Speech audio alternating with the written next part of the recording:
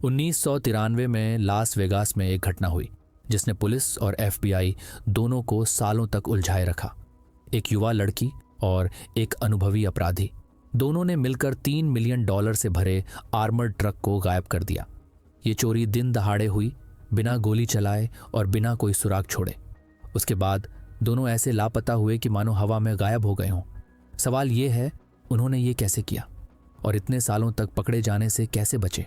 आज की कहानी 21 साल की हेथर टॉलचिफ के बारे में है। हेथर का जन्म 1772 में बफेलो, USA में हुआ था। उसके मम्मी पापा खुद उस समय टीनेजर थे, अभी हाई स्कूल में पढ़ रहे थे और शराब और नशे के आदी थे। हेदर की पैदाइश एक ऐसे रिश्ते का नतीजा थी जो नशे और गैर जिम्मेदारी में बना था। बचपन से ही हेदर के घर का माहौल काफी खराब रहा। मम्मी पापा घर पर अक्सर दोस्तों को बुलाकर शराब पीते और फिर नशे में झगड़ते। कई बार तो मामला इतना बढ़ जाता कि पुलिस तक घर आ जाती। आखिरकार ये रिश्ता टूटा और तलाक हो गया। तलाक के बाद हेदर अपने पापा के पास रहने लगी क्योंकि कस्टडी उन्हें मिल गई थी। लेकिन पापा के साथ रहना भी ज्यादा अच्छा नहीं था। उनका खुद का लाइफस्टाइल लापरवाह था और हेदर अब भी असुरक्षित माहौल में ही रह रही थी। एक बार तो पापा अपनी नई गर्लफ्रेंड को घर ले आए क्योंकि उसके पास रहने की जगह नहीं थी और कह दिया कि वो हेदर का ध्यान रखे। लेकिन वो महिला हेदर को बिल्कुल पसंद नहीं करती थी। अक्सर ताने मारती कि कोई उसे प्यार नहीं करता, यहां तक कि उसकी अपनी मां ने भी उसे छोड़ दिया है। 1987 में जब हेदर 16 साल की हुई तो उसने अपने पापा का घर छोड़ दिया और अपनी मां के पास चली गई जो अब सैन फ्रांसिस्को में रह रही थी। वहां पहुंचकर उसने पढ़ाई पूरी की और जनरल इक्विवेलेंसी डिप्लोमा हासिल किया। इसके बाद उसने एक क्लिनिक में सर्टिफाइड नर्सिंग असिस्टेंट के तौर पर काम शुरू किया। उस क्लिनिक में ज्यादातर मरीज ऐसे थे जिन्हें बहुत कम उम्र में एड्स हो गया था, कई तो बस 20 साल के ही थे। हेदर उनका इलाज करती, उनका हाल जानती, उनसे जुड़ जाती। लेकिन जैसे ही उनमें से कोई दुनिया छोड़ देता, उसका दिल टूट जाता। इतनी कम उम्र में इतने करीब से मौत को देखना उसके लिए बहुत भारी था। ये दर्द उसके पुराने घावों को और गहरा कर देता, वो सब जो उसने अपने पापा और उनकी गर्लफ्रेंड के साथ रहते हुए झेला था। हेदर अब इस माहौल से दूर जाना चाहती थी, लेकिन रोज अपनी आंखों के सामने लोगों को मरते देखना उसके लिए असहनीय हो चुका था। इसी बीच उसकी एक सहकर्मी ने कहा कि क्रैक कोकीन लेने से मन हल्का हो जाता है और दर्द कम लगता है। शुरू में हेदर ने मना किया, लेकिन धीरे धीरे उसने भी ये आदत अपना ली। नशा उसे कुछ देर के लिए सुकून देता, लेकिन धीरे धीरे ये लत उसकी जिंदगी पर हावी हो गई। नतीजा ये हुआ कि उसने अपनी नौकरी खो दी और लत और भी गहरी हो गई। समय बीतने के साथ हेदर का ज्यादातर वक्त बेरोजगारी में, बार्स और नाइट क्लब्स में गुजरने लगा। एक दिन सैन फ्रांसिस्को के एक बार में एक आदमी उसके पास आया और पूछा कि क्या वह उसे एक ड्रिंक खरीद कर दे सकता है। हेदर ने तुरंत हाँ कर दी क्योंकि उसके पास अपने ड्रिंक के पैसे भी नहीं थे। यह शख्स था रोबर्टो सोलिस, एक कुख्यात अपराधी जिसकी जुर्म की कहानी बहुत पुरानी और बदनाम थी। 1960 के दशक में वह सैन फ्रांसिस्को में एक आर्मर्ड ट्रक लूटने की कोशिश में शामिल था। उसी दौरान उसने एक सिक्योरिटी गार्ड को गोली मारकर हत्या कर दी थी। इसके लिए उसे हत्या का दोषी ठहराया गया और उम्र कैद की सजा मिली। लेकिन जेल में रहते हुए सोलिस ने अपनी जिंदगी का रुख बदलने की कोशिश की। उसने पांटो अग्विला नाम से कविताएं लिखना शुरू की जो धीरे धीरे मशहूर हो गईं। उसकी लिखावट ने साहित्यिक दुनिया का ध्यान खींचा और कई बड़े लेखक व बुद्धिजीवी उसकी रिहाई की मांग करने लगे। 1991 में करीब 23 साल जेल में बिताने के बाद रोबर्टो सोलिस को पैरोल मिल गई। उसकी कविताएं काफी नाम कमा चुकी थीं और कई मशहूर लोग उसके समर्थन में थे। उसी साल सैन फ्रांसिस्को के एक बार में हेदर और सोलिस की पहली मुलाकात हुई। दोनों देर तक बातें करते रहे। ड्रिंक के बीच में अचानक सोलिस ने पूछा, क्या तुम शैतान पर यकीन करती हो? हेदर ने हल्की मुस्कान के साथ जवाब दिया, ये इस पर है कि कोई भगवान पर यकीन करता है या नहीं। बातचीत बढ़ती गई और सोलिस ने उसे अपने घर आने का न्योता दिया। हेदर वहां गई, लेकिन जो नज़ारा उसने देखा वो काफ़ी अजीब था। कमरे के एक कोने में एक छोटी सी जगह सजी थी जहां बकरी का सिर, कांच के क्रिस्टल और टैरो कार्ड रखे थे। कमरे में अलग अलग तरह की किताबें बिखरी थीं, ज़्यादातर अजीब मान्यताओं, जादू टोने और रहस्यमयी चीज़ों पर। कुछ नोटबुक्स में कविताएं भी थीं जो सोलिस ने खुद लिखी थीं। हेदर को साफ समझ आ गया कि सोलिस इन रहस्यमयी और अनोखी चीज़ों में गहरी दिलचस्पी रखता है। जब हेदर की मुलाकात उससे हुई तब वो अंदर से टूटी हुई थी। नौकरी जाने के बाद उसकी जिंदगी खाली लगने लगी थी और उसे पता नहीं था कि आगे क्या करे। लेकिन सोलिस ने उसकी सोच बदल दी। उसे लगा कि अब उसके पास जीने की एक वजह है और कोई ऐसा इंसान है जो उसे सच में समझता है। सोलिस के साथ रहते हुए हैदर को लंबे समय बाद सुकून और अपनापन महसूस हुआ। कुछ ही समय में वह उसके साथ रहने लगी। सोलिस भी उसका खूब ख्याल रखता, उसे अहमियत देता और खुश रखने की कोशिश करता। हैदर को लगा कि आखिरकार उसे वो प्यार और सहारा मिल गया है जिसकी उसे हमेशा कमी थी। हैदर को उसके आपराधिक अतीत के बारे में पता था, लेकिन उसे इससे कोई फर्क नहीं पड़ता था। उल्टा उसे सोलिस की अनियंत्रित और रोमांच भरी जिंदगी पसंद आने लगी थी। उसे हर दिन एक नए मोड़ पर जीने का मजा आता था, जहां यह अंदाजा नहीं होता था कि अगला पल क्या लेकर आएगा। एक बार देर रात सोलिस ने हैदर को फोन किया और कहा, तैयार हो जाओ। हीथर ने पूछा, कहाँ जा रहे हैं? सोलिस ने बस इतना कहा, तैयार हो जाओ और कपड़े ले आना। दोनों कार में निकले और एक मॉल के पीछे पहुंचे। सोलिस ने उसे कार में बैठकर चाबी और गाड़ी का ध्यान रखने को कहा। इस बीच वह अंदर गया और एक चोरी को अंजाम दिया। थोड़ी देर बाद वह एक लॉक बॉक्स लेकर लौटा जिसमें करीब $30,000 और एक महंगी गोल्ड रोलेक्स घड़ी थी। सोलिस की यह साहसी और बेखौफ आदत हैदर को हमेशा चौकन्ना रखती थी। उसके साथ बिताया हर पल जैसे एक एड्रेनालिन रश होता था। खतरों के बावजूद वह इस तरह की अनिश्चित और रोमांचक हरकतों का हिस्सा बनने से खुद को रोक नहीं पाती थी। सोलिस हमेशा बड़ी कमाई के बारे में सोचता था, लेकिन पारंपरिक तरीके से काम करना उसे पसंद नहीं था। 6 से 8 घंटे की मेहनत से कमाए पैसे उसकी सोच में फिट नहीं बैठते थे। उसकी कमाई के तरीके हमेशा अलग और अनोखे होते। कभी नाव बेचना, कभी कला और क्राफ्ट का सौदा करना, तो कभी कोई बड़ा दांव लगाना। इसी सोच के साथ 1993 की गर्मियों में सोलिस हैदर को लेकर लास वेगस चला गया। उसे यकीन था कि यहाँ वह बड़ा दांव जीत सकता है। वहां पहुंचकर वह अक्सर अपने अजीब स्पिरिचुअल तरीकों और सेक्स मैजिक के बारे में बातें करता और हैदर को यकीन दिलाने की कोशिश करता कि इन तरीकों से वे इतनी दौलत कमा सकते हैं कि जिंदगी भर पैसों की कमी ना हो। उस समय हैदर के पास खुद का कोई मजबूत विश्वास या मकसद नहीं था, इसलिए सोलिस उसे इन रिवाजों में शामिल करके धीरे धीरे अपनी सोच में ढालता जा रहा था। इसके बाद सोलिस बार बार हैदर से कहने लगा कि वो लूमिस नाम की एक कैश हैंडलिंग कंपनी में नौकरी कर ले। इस कंपनी के पास करीब 3000 आर्मर्ड गाड़ियां थीं, जो लास वेगास के कैसिनो और एटीएम के बीच करोड़ों का कैश ले जाने का काम करती थीं। तुम्हें याद होगा 1969 में सोलिस एक नाकाम आर्मर्ड ट्रक लूट में फंसा था, जिसमें उसने लुइस डाक नाम के गार्ड को गोली मार दी थी। वो गार्ड भी इसी कंपनी में काम करता था। मतलब अब सोलिस उसी कंपनी को दोबारा लूटने का प्लान बना रहा था। बस इस बार वो हैदर को अंदर से मदद करने के लिए इस्तेमाल करना चाहता था। लूमिस के साथ उसके पुराने कनेक्शन और आपराधिक इतिहास की वजह से ही उसने हैदर को खास तौर पर यही नौकरी करने को कहा। हैदर ने लूमिस में सिक्योरिटी गार्ड की जॉब के लिए एप्लीकेशन दी और उसे इंटरव्यू के लिए बुला लिया गया। इंटरव्यू में जब उससे पूछा गया कि क्या उसने पहले ऐसा काम किया है, तो उसने साफ कहा नहीं। फिर भी कंपनी ने उसे रख लिया, शायद इसलिए क्योंकि उन्हें कुछ महिलाओं को भी नौकरी देनी थी। हैदर का काम था आर्मर्ड वैन चलाना, जिसमें उसके साथ 2 और साथी होते, स्कॉट स्टीवर्ट और स्टीव मार्शल। उस वक्त हैदर को वेगस के रास्तों की ज्यादा जानकारी नहीं थी और गाड़ी चलाने का भी कम अनुभव था। हो सकता है कि लूमिस ज्वाइन करने से बस कुछ महीने पहले ही उसने ड्राइविंग लाइसेंस लिया हो। एक साथी ने तो यहां तक कहा कि एक बार हैदर ने गलती से ट्रक उससे टकरा दिया था। एटीएम ट्रक पर 3 लोगों की टीम होती थी। हैदर ड्राइवर की सीट पर और बाकी 2 पीछे कैश संभालते। उनका काम था अलग अलग जगहों, खासकर कैसीनोज में लगे एटीएम को रीफिल और सर्विस करना। वे मशीनों से पुराना कैश निकालते और उसकी जगह नया कैश डालते। कुछ दिनों में इस वैन में $4 से $5 मिलियन तक का कैश होता था, ताकि एटीएम हमेशा भरे रहें।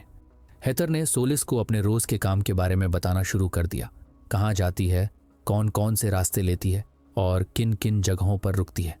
कभी कभी सोलिस खास तौर पर पूछता कि किस दिन सबसे ज्यादा कैश ट्रांसपोर्ट होता है, यानी कौन से दिन हैवी होते हैं। हैदर को अपने काम की बातें शेयर करना अच्छा लगता था और सोलिस भी बहुत ध्यान से सुनता, बीच बीच में सवाल करता। धीरे धीरे हैदर को लगने लगा कि वो जो जानकारी दे रही है उसी के आधार पर सोलिस दिमाग में कोई बड़ा प्लान बना रहा है, एक दिन उसी आर्मर्ड वैन को लूटने का। कुछ ही समय बाद सोलिस ने उससे कहा कि वो 1 हफ्ते तक रोज के रूट लिख कर दे। हैदर ने हाँ कर दी और अपने काम का पूरा रिकॉर्ड बनाना शुरू कर दिया। सोलिस ने वो नोट्स लेकर खुद उन रूट्स को फॉलो करना शुरू किया। कभी सुबह 9 बजे, कभी रात में, कभी ट्रैफिक के टाइम, तो कभी वीकेंड पर, ताकि हर रूट और उसके आसपास का माहौल अच्छे से समझ सके। वो ये भी देखता कि रास्ते में ट्रैफिक कैसा होता है, आसपास क्या चल रहा है और गार्ड्स कैसे काम करते हैं। हैदर ने उसे ये भी बताया कि किस दिन उसके पास सबसे ज़्यादा पैकेज होते हैं। उस दिन सोलिस खुद जाकर सब कुछ ध्यान से देख आया, ताकि डकैती करनी हो तो पहले से पता रहे कि किन मुश्किलों का सामना करना पड़ेगा। जब सोलिस को सारी ज़रूरी जानकारी मिल गई तो उसने हैदर से साफ कह दिया, अब हम उस आर्मर्ड वैन को लूटेंगे। इसके बाद भी हैदर उसे कैश ले जाने की प्रोसेस और बाकी छोटी छोटी डिटेल्स बताती रही, ताकि वो पूरी तैयारी कर सके। हैदर ने बताया कि हफ्ते में एक खास दिन उनकी पहली डिलीवरी सर्कस कैसीनो होती है। वहां पर वो सिर्फ उतने पैसे निकालते थे जितने कैसीनो की मशीनों को भरने के लिए चाहिए होते थे, और बाकी का कैश वैन में हैदर के पास ही रहता था। ये भी एक यूनिक जगह थी, क्योंकि यहाँ गार्ड्स को एक पॉइंट पर उतारा जाता और किसी दूसरी जगह से वापस उठाया जाता था। आमतौर पर उन्हें बेसमेंट के दरवाजे पर उतारते और फिर कैसीनो के दूसरे सिरे पर बने मेन गेट से वापस लाते। इस दिन काम भी लंबा चलता था, क्योंकि कैसीनो के अलग अलग हिस्सों में लगी 6 से 8 एटीएम मशीनों को सर्विस करना होता था। हैदर ने जब ये डिटेल सोलिस को दी तो उसने तुरंत कहा, डकैती इसी दिन करनी चाहिए। वजह साफ थी, गार्ड्स लंबे टाइम तक अंदर बिजी रहते, और अगर हैदर उस दौरान वैन लेकर गायब भी हो जाती तो उन्हें शक नहीं होता। उल्टा वो यही सोचते कि शायद वो हमेशा की तरह पिकअप पॉइंट भूल गई है और उसे ढूंढने में लग जाते। इससे सोलिस को बिना ध्यान खींचे काम करने के लिए काफ़ी टाइम मिल जाता। इसके बाद सोलिस ने एक गैराज किराए पर लिया और उसे इस तरह तैयार किया कि लगे जैसे वहाँ आर्मर्ड वैन पर स्टील फिट करने का काम होता है। उसकी सोच थी कि अगर वैन वहाँ खड़ी दिखे तो किसी को शक ना हो। प्लान ये था कि चोरी के बाद वैन को यहीं लाकर तोड़ा जाएगा और अंदर का सारा कैश निकाल लिया जाएगा। ऑपरेशन से करीब 2 हफ्ते पहले तक लगभग सारी तैयारी हो चुकी थी। सोलिस ने तारीख फाइनल कर ली, अक्टूबर का पहला शुक्रवार, और चोरी के बाद वैन को छिपाने का भी इंतजाम कर लिया। हैदर के मन में अब डर भी था और कन्फ्यूजन भी, लेकिन इस मोड़ पर वो पीछे नहीं हट सकती थी। सोलिस पहले ही साफ कर चुका था कि अगर उसने मना किया तो वो इसे बर्दाश्त नहीं करेगा। चाहे हैदर हिचकिचाए, उसे उसकी बात माननी ही होगी। उसने हैदर को अजीब तरह की VHS टेप्स दिखाना शुरू किया, जिनमें हिप्नोसिस जैसी चीज़ें थीं। सोलिस का कहना था कि ये टेप्स हैदर का डर कम करेंगी, उसे शांत रखेंगी और उसकी हिम्मत बढ़ाएंगी, ताकि वो प्लान पर फोकस रख सके। उसने भरोसा दिलाया कि अगर वो उसकी बात माने और ध्यान न भटकाए तो सब कुछ आसानी से हो जाएगा। धीरे धीरे सोलिस ने हैदर के दिमाग में ये भी बैठाना शुरू कर दिया कि ये काम उसका हक है। उसने कहा कि पहले लूमिस वाली डकैती की वजह से उसके कई साल बर्बाद हुए, और अब उसे बदला लेने और जो भी मिलेगा उसका हकदार होने का पूरा हक है। हैदर, जो पहले ही सोलिस से गहराई से जुड़ चुकी थी और उसे बिना शर्त प्यार करती थी, खुद को यकीन दिलाने लगी कि ये काम सही है, सिर्फ प्यार की वजह से। मन के सारे शक और हिचकिचाहट को किनारे कर दिया और ठान लिया कि वो हर हाल में सोलिस का साथ देगी। वक्त के साथ हैदर को भी लगने लगा कि उसे भी एक अमीर और आरामदायक जिंदगी जीने का हक है। यही सोच उसे इस डकैती के लिए और मजबूत बनाती गई। ऐसा लग रहा था जैसे सोलिस ने उसके दिमाग पर पूरा कंट्रोल पा लिया हो। अब हैदर खुद भी इस प्लान को अपना मानने लगी थी। दोनों ने यहां तक सोच लिया था कि डकैती के बाद पैसे का क्या करेंगे। महंगी और आलीशान जिंदगी के ख्याल हैदर के फैसलों पर हावी हो चुके थे और सही गलत की लाइन धुंधली हो गई थी। लगभग सारी तैयारी पूरी हो चुकी थी, लेकिन एक बड़ी चुनौती अब भी बाकी थी। डकैती वाले दिन हैदर को वैन लेकर गैराज तक 1 घंटे से भी कम समय में पहुंचना था। सोलिस जानता था कि जैसे ही बाकी स्टाफ को पता चलेगा कि हैदर वैन के साथ गायब है, पूरे लास वेगास की पुलिस उसे ढूंढने निकल पड़ेगी। असल सवाल था, इतनी बड़ी रकम को इतनी जल्दी बिना किसी की नज़र में आए कैसे पहुंचाया जाए। इसका हल भी सोलिस के पास था। उसने तय किया कि असली दिन से पहले हैदर को कुछ टेस्ट रन कराए जाएंगे, ताकि वो प्रेशर और टाइम लिमिट में भी बिना गलती किए रास्ता तय कर सके। इससे हैदर रूट और प्रोसेस से पूरी तरह परिचित हो जाएगी और असली दिन पर तेजी से वैन गैराज तक पहुंचा पाएगी। करीब 4 महीने की तैयारी और प्लानिंग के बाद आखिरकार वो दिन आ ही गया, डकैती का दिन। शुक्रवार 1 अक्टूबर की सुबह हैदर के लिए बाकी दिनों जैसी ही शुरू हुई। सुबह 8 बजे उसने अपनी ड्यूटी की यूनिफॉर्म पहनी, लेकिन निकलने से पहले आखिरी बार वही VHS टेप देखी जो उसे शांत और फोकस रहने में मदद करने के लिए दिखाई जाती थी। बाहर से वो बिल्कुल नॉर्मल और कॉन्फिडेंट लग रही थी, लेकिन अंदर से बार बार पूरे प्लान को दोहरा रही थी। हेदर कंपनी पहुंची, जहां उसके दोनों साथी स्कॉट स्टुअर्ट और स्टीव मार्शल वैन लेने के लिए उसका इंतजार कर रहे थे। उस दिन दोनों ने नोटिस किया कि हेदर ने अपने रेगुलर वर्क बूट्स की बजाय थोड़ा सजावटी जूते पहने हुए थे। ये देखकर उन्हें थोड़ा अजीब लगा और उन्होंने मैनेजर को बता भी दिया, लेकिन हेदर की किस्मत अच्छी थी। मैनेजर ने इस बात को सीरियसली नहीं लिया और मामला वहीं खत्म हो गया। चूंकि वो शुक्रवार था, इसलिए वीकेंड की भीड़ के लिए सभी ATM को फुल करना जरूरी था। उस दिन वैन में करीब $4 मिलियन का कैश लोड किया गया।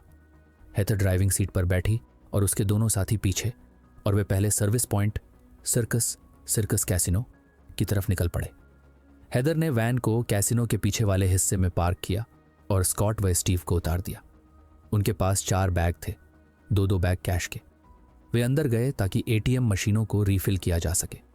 लगभग $1 मिलियन उन्होंने मशीनों में डालने के लिए लिया, ताकि वीकेंड में कैसिनो के कस्टमर्स के लिए ATM पूरी तरह भरे रहें।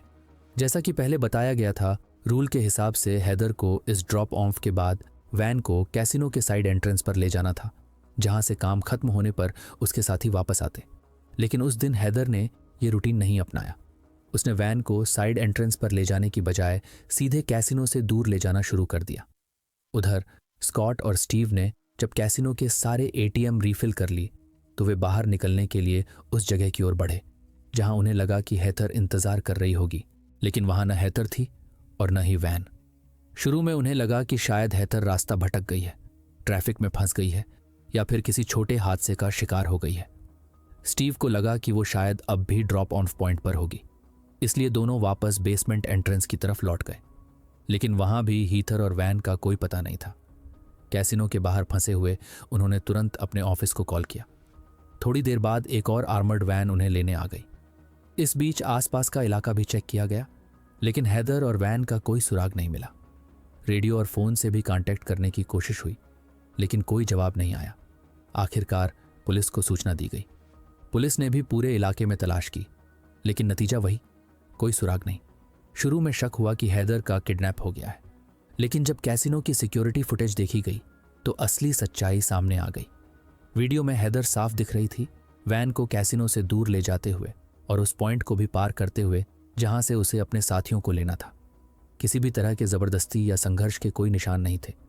ये सबूत देखने के बाद पुलिस ने मान लिया कि हेदर खुद प्लान बनाकर करीब $3 मिलियन लेकर भाग गई है।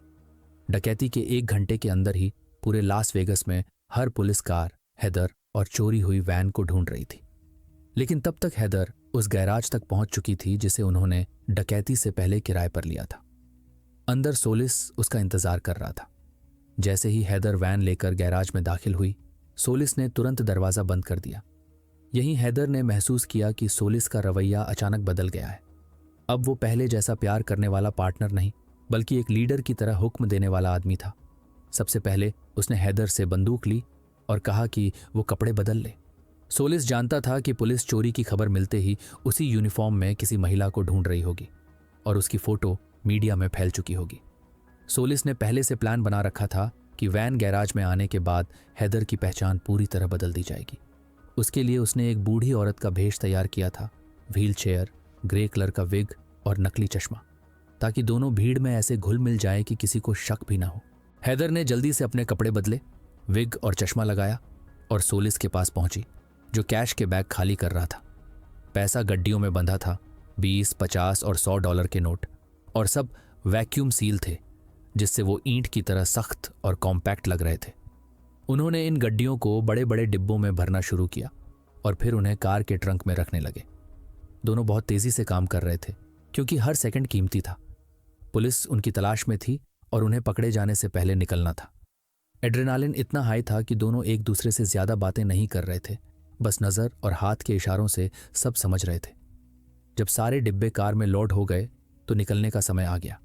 सोलिस ड्राइव कर रहा था और हेदर पैसेंजर सीट के फुटवेल में नीचे छिपी हुई थी। सोलिस का प्लान था कि वो प्लेन से भागेंगे, लेकिन इतने बड़े डिब्बे साथ ले जाना मुमकिन नहीं था। इसलिए उसने कार एक पोस्ट ऑफिस के पास रोकी, डिब्बे उतारे और उन्हें एक सुरक्षित पते पर शिप कर दिया, जहां से बाद में वो उन्हें ले सके। इसी दौरान हैदर ने अपना लुक और बदलने के लिए कॉन्टैक्ट लेंस लगा ली ताकि एयरपोर्ट पर कोई उसे पहचान न सके। इसके बाद वे एयरपोर्ट की तरफ बढ़े। रास्ते में पुलिस की गाड़ियां, सायरन और ऊपर घूमते हेलीकॉप्टर लगातार नजर आ रहे थे, लेकिन सोलिस पूरी तरह शांत और फोकस था। उसने हैदर से कहा कि सिर झुकाकर बैठे ताकि किसी का ध्यान उन पर न जाए। हेलीकॉप्टर की आवाज़ें सुनते हुए हैदर को एहसास हो गया कि अब उसकी जिंदगी एक फरार अपराधी की तरह शुरू हो चुकी है। दरअसल 1 हफ्ते पहले ही सोलिस ने उनके लिए एक प्राइवेट जेट बुक कर रखा था। एयरपोर्ट पहुंचते ही वो जेट रनवे पर तैयार खड़ा था। एक स्टूअर्ड व्हील चेयर लेकर आया जिसमें बैठकर हैदर बूढ़ी महिला के भेष में बिना शक के प्लेन तक पहुंच गई। सोलिस ने हर छोटी छोटी डिटेल का ध्यान रखा था ताकि सफर बिना किसी अलार्म के पूरा हो। जेट ने उड़ान भरी और वो दोनों डेनवर, कोलोराडो की तरफ निकल पड़े। इस बीच पुलिस अब भी कैसीनो के आसपास उनके किसी सुराग की तलाश कर रही थी। उन्हें अंदाजा भी नहीं था कि दोनों पहले ही स्टेट की बॉर्डर पार कर चुके हैं। जैसे ही जेट आसमान में चढ़ा, सोलिस और हैदर ने चैन की सांस ली। फिलहाल वो पकड़े जाने से बच निकले थे, लेकिन चूंकि कैसीनो से कैश चोरी करना एक संघीय अपराध, फेडरल क्राइम है, केस तुरंत FBI के हवाले कर दिया गया। ये केस सौंपा गया FBI के स्पेशल एजेंट जॉब डचिक को, जो फरार अपराधियों को पकड़ने में माहिर माने जाते थे।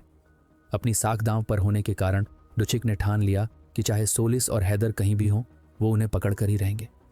डचिक और लास वेगास पुलिस के डिटेक्टिव्स ने तुरंत काम शुरू कर दिया। सबसे पहले वे उस अपार्टमेंट बिल्डिंग में पहुंचे जहां हैदर रहती थी। उन्होंने ऊपर जाकर दरवाज़ा तोड़ा, लेकिन अंदर एक खाली कमरा मिला। न हैदर का कोई पता, न सोलिस का।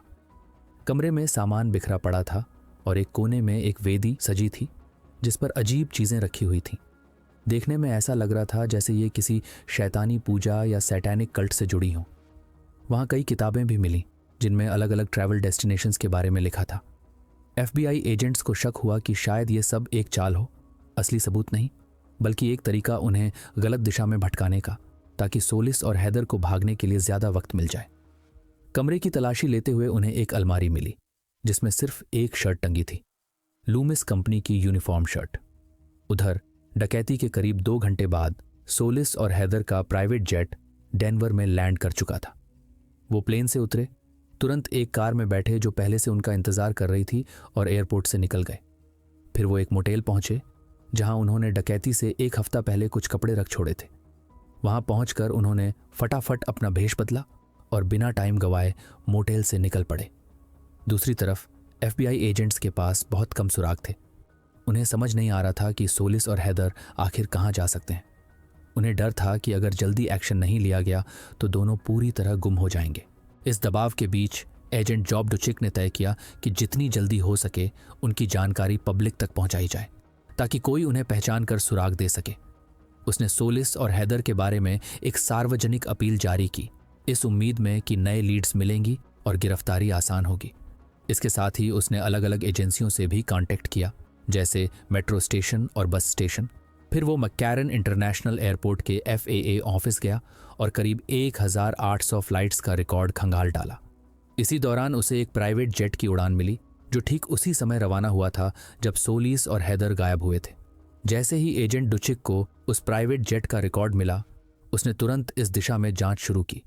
उसने और बाकी FBI एजेंट्स ने उस जेट के पायलट से कांटेक्ट किया और हैदर के बारे में पूछा, क्योंकि अब तक उन्हें सोलिस के बारे में जानकारी नहीं थी।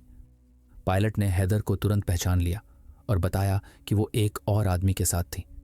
हैदर का लुक पूरी तरह बदल हुआ था, ग्रे रंग का विग, व्हीलचेयर में बैठी हुई, जैसे कोई बुजुर्ग महिला जो मुश्किल से हिलडुल पा रही हो। इस जानकारी से एजेंट्स को समझ आ गया कि 21 साल की हैदर खुद को एक बूढ़ी महिला के रूप में छिपा रही थी। उसी समय हैदर की तस्वीरें और डकैती की खबर पूरे देश में हेडलाइंस बन गई। FBI ने उसे अपने मोस्ट वांटेड लिस्ट में सबसे ऊपर रख दिया। मोटेल छोड़ने के बाद हैदर और सोलिस ने एक टैक्सी ली जो उन्हें ट्रेन स्टेशन ले गई। वहां से उन्होंने ट्रेन पकड़ी, पहले सेंट लुइस और फिर न्यू ऑर्लियंस के लिए। न्यू ऑर्लियंस में हैदर ने एक दुकान से कुछ कपड़े खरीदे और फिर दोनों मियामी की तरफ निकल पड़े। डकैती के 2 दिन बाद वे मियामी पहुंचे। एक टैक्सी उन्हें एक मोटेल तक ले जा रही थी। तभी हैदर ने ड्राइवर को धीरे से कहते सुना, वाह, तुम दोनों बच निकल गए। हैदर ने यह बात तुरंत सोलिस को बताई और कहा कि उन्हें तुरंत यहां से निकल जाना चाहिए। वरना पकड़े जा सकते हैं। सोलिस ने उसे शांत करने की कोशिश की और कहा कि वो बेवजह शक कर रही है, लेकिन हैदर को पूरा यकीन था कि उसने सही सुना है। इसके बावजूद सोलिस उसे समझाता रहा कि वे पूरी तरह सुरक्षित हैं और टेंशन लेने की जरूरत नहीं है। अगले दिन सोलिस पैसे लेने गया, जबकि हैदर मोटेल के कमरे में ही रही। कुछ घंटों बाद सोलिस वापस लौटा, उसी रकम के साथ जो उन्होंने आर्मर्ड ट्रक से चुराई थी। हैदर ने चैन की सांस ली और खुशी में पैसे को प्लास्टिक बैग से निकालकर एक ढेर में फैला दिया। फिर वो उस ढेर पर लेट गई, जैसे अपनी जीत और सफलता को महसूस कर रही हो। सोलिस ने मुस्कुराकर उसे देखा, इस बात से खुश कि उन्होंने बिना किसी बड़ी रुकावट के डकैती पूरी कर ली थी। इसके बाद दोनों ने कैश को 2 बड़े सूटकेस में भरना शुरू किया और अगला कदम सोचने लगे ताकि पकड़े जाने से बचा जा सके।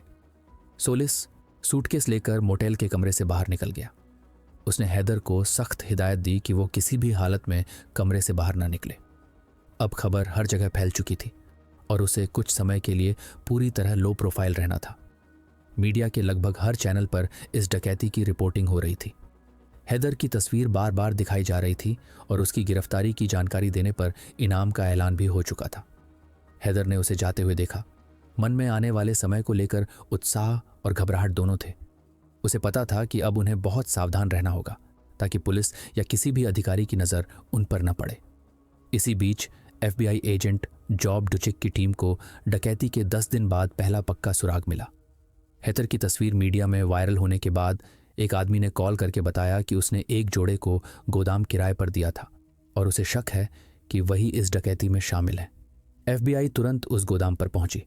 अंदर चोरी हुआ आर्मर्ड ट्रक खड़ा मिला। एजेंट्स ने वहां से फिंगरप्रिंट उठाए और उन्हें FBI की पहचान डिवीजन में भेजा। रिपोर्ट में कंफर्म हुआ कि ये फिंगरप्रिंट हैदर टॉल चीफ और रोबर्टो सोलिस के ही हैं। अब FBI को डकैती में शामिल दोनों लोगों की पहचान मिल चुकी थी और उनकी तलाश और तेज हो गई। इस बड़ी सफलता के बाद एजेंट्स ने सोलिस का आपराधिक रिकॉर्ड खंगालना शुरू किया। उन्हें पता चला कि वो पहले भी एक आर्म्ड रॉबरी की कोशिश में जेल जा चुका है और उसका हिंसा से जुड़ा लंबा इतिहास है। उन्हें यह भी पता चला कि जेल में रहते हुए उसने लोगों को मनाने और अपनी बात मनवाने की कला में महारत हासिल कर ली थी। और चूंकि हैदर कम उम्र की थी, इमोशनली कमज़ोर और आसानी से प्रभावित हो सकती थी, एजेंट्स को शक हुआ कि शायद सोलिस उसे बस अपने अपराधों में मोहरे की तरह इस्तेमाल कर रहा है। उनका मानना था अगर सोलिस के पास पूरे 3.1 करोड़ मिलियन रखने का मौका है तो वो क्यों बांटेगा। लालच के अलावा एक और वजह थी, हैदर इस वारदात की गवाह थी। सोलिस के पुराने क्रिमिनल रिकॉर्ड को देखते हुए FBI को पूरा यकीन था कि पैसे हाथ लगने के बाद वो उसे खत्म भी कर सकता है। इसी वजह से हैदर की सुरक्षा के लिए सोलिस को जितनी जल्दी हो सके पकड़ना जरूरी था। इसके बाद FBI ने सोलिस और हैदर की तस्वीरें लगभग हर टीवी चैनल और न्यूज़ रिपोर्ट में जारी की और लोगों से अपील की कि अगर उनके ठिकाने के बारे में कुछ पता चले तो तुरंत जानकारी दें। मीडिया कवरेज ने इस मामले को पूरे देश में हॉट टॉपिक बना दिया और एक नेशनल लेवल की सर्च ऑपरेशन शुरू हो गया, जिसमें वॉलंटियर्स और अलग अलग लॉ एनफोर्समेंट एजेंसियां भी शामिल थीं। इतनी बड़ी खोज और सबकी नज़रें उन पर होने के बावजूद सोलिस शांत और कॉन्फिडेंट बना रहा। दूसरी तरफ हैदर डरी हुई और बेचैन थी, बार बार ये सोचकर कि कहीं वो पकड़े ना जाएं और अगर पकड़े गए तो उसके साथ आगे क्या होगा। उसके मन में एक और डर भी था, क्या वो अब सोलिस के लिए खतरा बन चुकी है? क्या उसके लिए अब कोई काम नहीं रही? इस वक्त दोनों की हालत ऐसी थी कि वो खुले में कहीं जा ही नहीं सकते थे क्योंकि पहचान लिए जाने का खतरा था। ऐसे में सोलिस ने मार्लिन नाम की एक लड़की से दोस्ती की ताकि वो उनके लिए बाहर का काम कर सके। मार्लिन दुकानों से उनके लिए ज़रूरी सामान लाती जबकि वो दोनों छिपे रहते।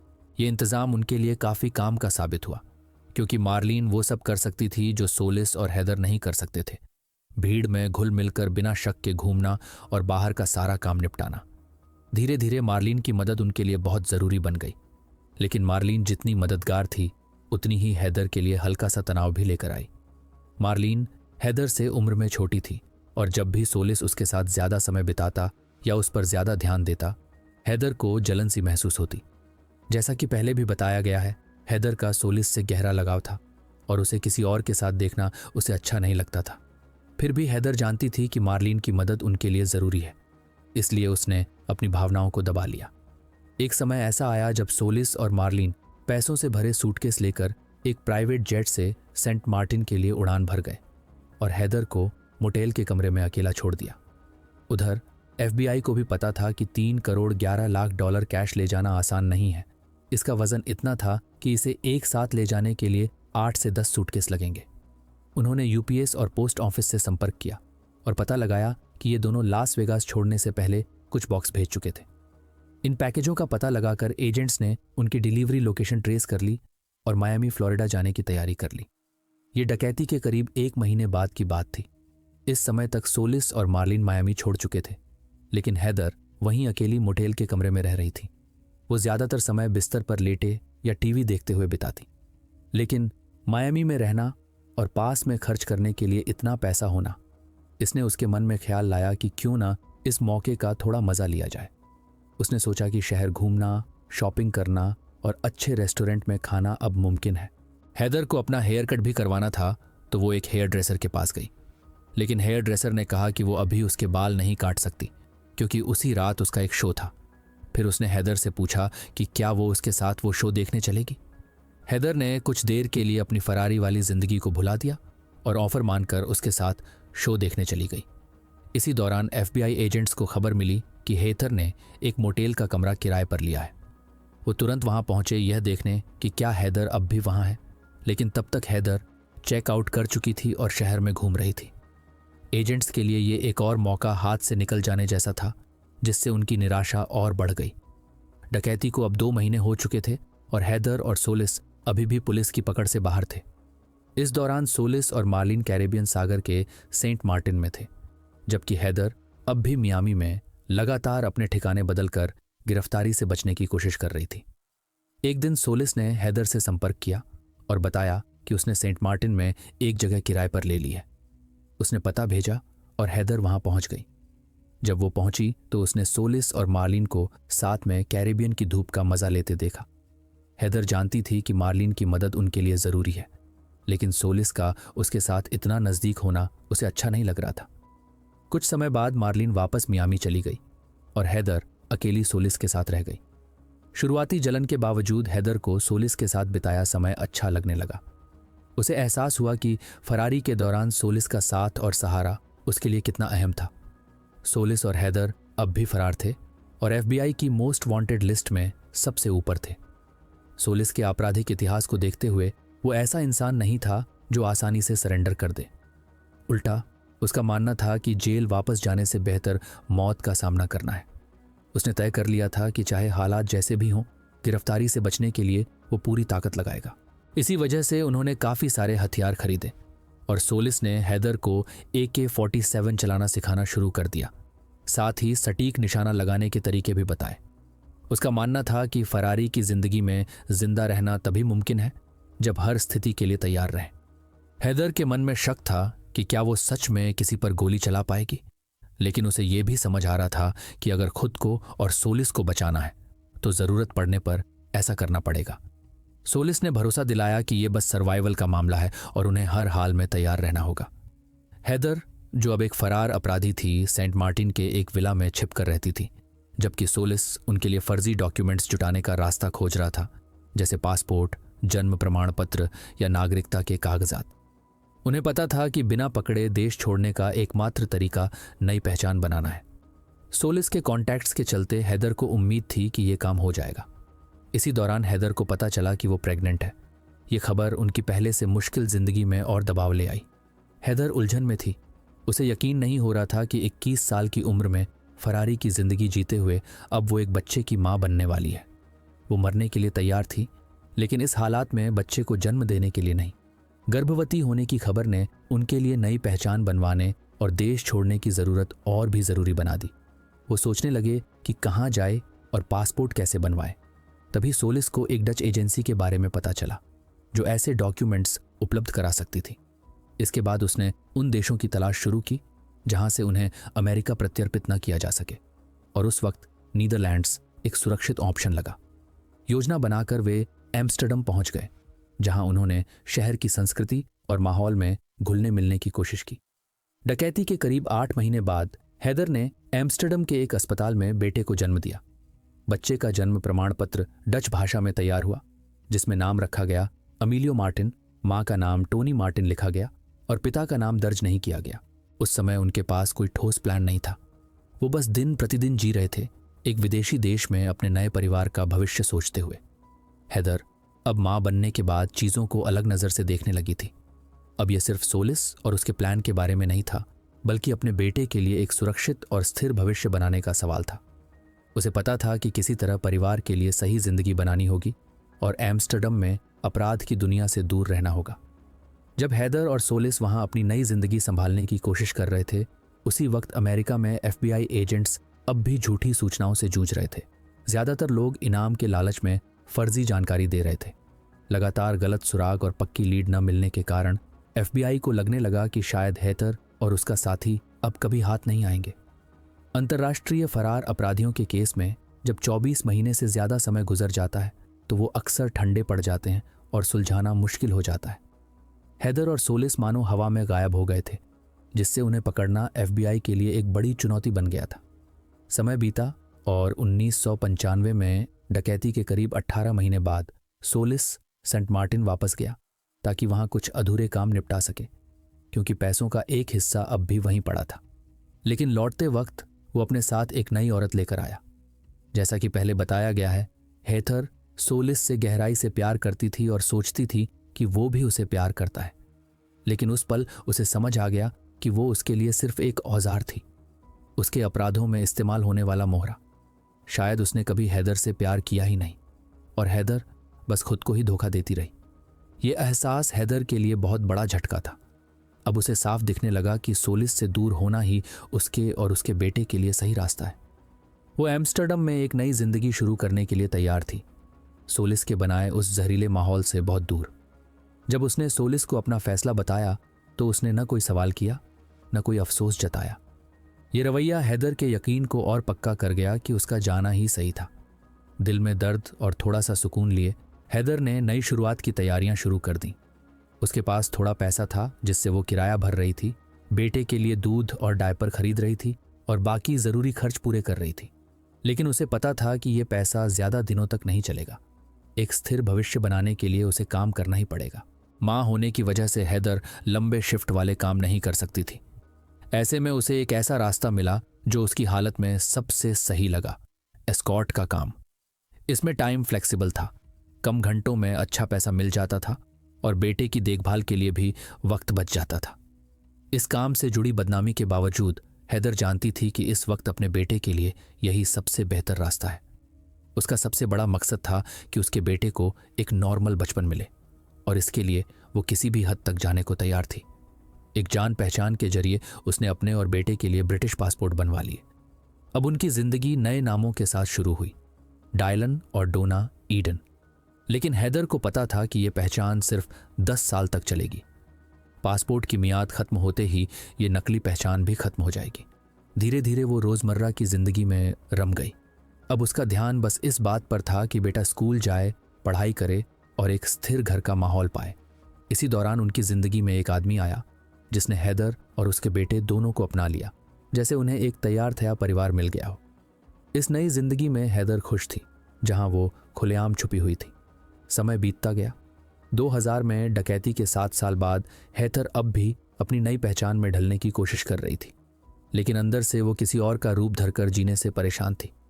ये नकली हकीकत उसे अक्सर उदास कर देती थी। वो चाहती थी कि एक दिन बिना किसी डर के अपनी असली पहचान के साथ जी सके और अपने अतीत को हमेशा के लिए पीछे छोड़ दे। लेकिन वक्त तेजी से निकल रहा था। पासपोर्ट की मियाद खत्म होने वाली थी और उसे जल्द ही रिन्यू कराना था। सवाल था, क्या वो असली डोना को ढूंढकर उससे पासपोर्ट रिन्यू करवाएगी या फिर कोई और फर्जी पहचान बनाएगी? और कब तक वो अपने बेटे से ये कहती रहेगी कि उन्हें फिर से नाम बदलना पड़ेगा? हेतर अब इस झूठी जिंदगी से थक चुकी थी और बार बार पीछे मुड़कर देखने से ऊब गई थी। आखिरकार 2005 में डकैती के 12 साल बाद हैदर ने तय कर लिया कि अब वो खुद को अधिकारियों के हवाले कर देगी। वो डर में जीते जीते थक चुकी थी और अपने की का अंजाम भुगतने के लिए तैयार थी। उसने अमेरिका के एक वकील को चिट्ठी लिखी जिसमें साफ लिखा कि उसे कोर्ट में आत्मसमर्पण करने और आने वाली कानूनी कार्रवाई के लिए मदद चाहिए। ऐसे हाई प्रोफाइल केस में बड़े क्रिमिनल वकील अक्सर दिलचस्पी लेते हैं और इस वकील ने भी उसका केस लेने के लिए हाँ कर दी। इसके बाद उसने हैदर के लिए पूरी कानूनी रणनीति बनाना शुरू कर दिया ताकि वो सुरक्षित तरीके से सिस्टम के बीच अपना केस लड़ सके। हैदर ने फैसला तो कर लिया था, लेकिन असली चुनौती अब शुरू होने वाली थी। वकील का प्लान साफ था, हैदर को अमेरिका लाकर सीधे लास वेगस में, उसी शहर में जहां बैंक डकैती हुई थी, सरेंडर कराना। इससे वो दिखा सकती थी कि वो अपनी मर्जी से वापस आई है और अपने किए की जिम्मेदारी ले रही है। हैदर के लिए सबसे बड़ी चिंता सजा की नहीं बल्कि अपने बेटे की थी। उसने साफ कह दिया कि उसका सबसे बड़ा मकसद अपने बेटे को अमेरिकी नागरिकता दिलाना है ताकि वो एक सामान्य और सुरक्षित जिंदगी जी सके। वकील ने वादा किया कि वो इस बात को केस में सबसे ऊपर रखेगा और साथ ही उसकी सजा कम करवाने की कोशिश करेगा। प्लान ये था, अगर हैदर खुद आकर सरेंडर करती है तो जज के सामने उसका पछतावा और सहयोग साफ दिखेगा, जिससे सजा में राहत मिल सकती है। लेकिन इसमें एक बड़ा रिस्क भी था। यूएस पहुंचने से पहले अगर कहीं वो पकड़ी गई तो हालात और बिगड़ सकते थे। फिर भी वकील को भरोसा था कि ये रिस्क लेना सही रहेगा। अमेरिका जाने से पहले हैदर ने अपने बेटे से अलग होने की तैयारी शुरू कर दी। ये उसके लिए सबसे मुश्किल कदम था, क्योंकि उसे नहीं पता था कि अगली मुलाकात कब होगी, कुछ महीनों बाद या फिर कई साल बाद। लेकिन वो जानती थी कि उनके बेहतर भविष्य के लिए ये कुर्बानी ज़रूरी है। उसने अपने बेटे को समझाया कि वो उससे कितना प्यार करती है और हर हाल में सब कुछ ठीक करने की कोशिश करेगी। 15 सितंबर 2005 को हैदर अमेरिका पहुंची। दिल में भारीपन था, लेकिन हिम्मत भी थी। वो तैयार थी खुद को अधिकारियों के हवाले करने और अपने की कानूनी सजा भुगतने के लिए। हैदर ब्रिटिश पासपोर्ट पर लौटी थी, इसलिए एयरपोर्ट चेकआउट के दौरान उसने वही ब्रिटिश लहजा अपनाया जिसकी हफ्तों से प्रैक्टिस की थी। किस्मत से सारे सिक्योरिटी चेक आसानी से पार हो गए। एयरपोर्ट के बाहर उसका वकील इंतजार कर रहा था। मिलते ही वो उसे सीधा फेडरल कोर्ट ले गया ताकि हैदर आधिकारिक तौर पर खुद को सरेंडर कर सके और कानूनी प्रक्रिया शुरू हो सके। इस पल हैदर के दिल में डर और राहत दोनों थे। उसे लगा कि उसने अपने डर का सामना कर एक छोटी जीत हासिल कर ली है। हैदर ने साफ कहा कि वो भागते भागते थक चुकी थी और चाहती थी कि डिल्लन एक सामान्य जिंदगी जी सके। उसने बताया कि उसने अब तक इंतजार सिर्फ इसलिए किया ताकि अपने बेटे का ख्याल रख सके और उसे ये समझा सके कि उस पर किस जुर्म का आरोप है। अब उसे जेल की अवधि की परवाह नहीं थी, क्योंकि सरेंडर करने के बाद उसके दिल से एक बड़ा बोझ उतर गया था। कई सालों बाद हैदर को आज़ादी और साफ ज़मीर का एहसास हो रहा था। उसने ठान लिया कि जेल में रहकर वो अपने अतीत से सीख लेगी, खुद को बेहतर बनाएगी, ताकि बाहर आकर एक मजबूत इंसान के तौर पर नई शुरुआत कर सके। हैदर के वकील ने बताया कि उस पर कई गंभीर आरोप थे, जैसे अपने भरोसे पर दिए गए पैसे लेकर भाग जाना, बैंक फ्रॉड, बैंक डकैती, केस से बचने के लिए अलग अलग राज्यों में भागना, झूठे बयान देना, गैरकानूनी तरीके से राज्य की सीमाओं के पार हथियार और कैश ले जाना और फर्जी पासपोर्ट इस्तेमाल करना। इन आरोपों के साथ हैदर को आसानी से 20 से 25 साल की जेल हो सकती थी। लेकिन वकील को उम्मीद थी कि चूंकि उसने खुद आकर सरेंडर किया है, इसलिए शायद प्रोसिक्यूटर थोड़ी नरमी बरतेंगे। सजा सुनाए जाने के दौरान हैदर ने 2 मामलों में अपने भरोसे पर दिए गए पैसे लेकर भागने का जुर्म और एक मामले में फर्जी पासपोर्ट बनाने का जुर्म कबूल कर लिया। नतीजा ये हुआ कि उसकी सजा घटाकर सिर्फ 5 साल कर दी गई। गंभीर आरोपों के बावजूद हैदर का सहयोग और अपने की जिम्मेदारी लेना उसके केस के नतीजे में सबसे बड़ा फैक्टर साबित हुआ। 1 जून 2010 को हैदर ने 5 साल की सजा पूरी करने के बाद जेल से रिहाई पाई। इसके बाद उसने अगले 5 साल प्रोबेशन पर बिताए, जिसके दौरान उसने अपनी जिंदगी और अपनी पहचान को फिर से बनाने की कोशिश की। रास्ता आसान नहीं था, लेकिन हैदर ने ठान लिया था कि वो अपने पुराने गुनाहों की भरपाई करेगी और आगे एक बेहतर इंसान बनकर जिएगी। जहां तक रॉबर्टो सोलिस की बात है, वो आज भी फरार है और FBI की मोस्ट वांटेड लिस्ट में शामिल है।